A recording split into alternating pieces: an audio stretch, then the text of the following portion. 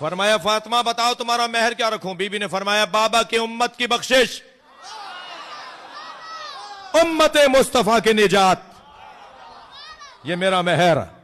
सुन लिया ना आपने, सैयदा का मेहर है उम्मत मोहम्मदिया की निजात।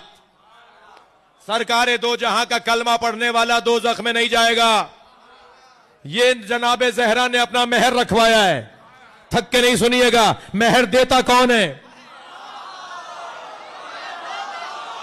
अली के बगैर कोई जन्नत की खुशबू नहीं सूंघेगा,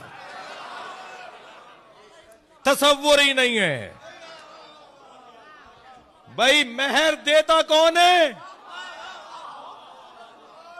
मेहर शौहर देता है। सैयदा ने फरमाया बाबा की उम्मत की बख्शिश मेरा मेहर। कौन बख्शवाएगा? बड़ी आरजू है तुम्हें जन्नत में जाने की, वहां तो अली के बगैर जन्नत की खुशबू नहीं आएगी।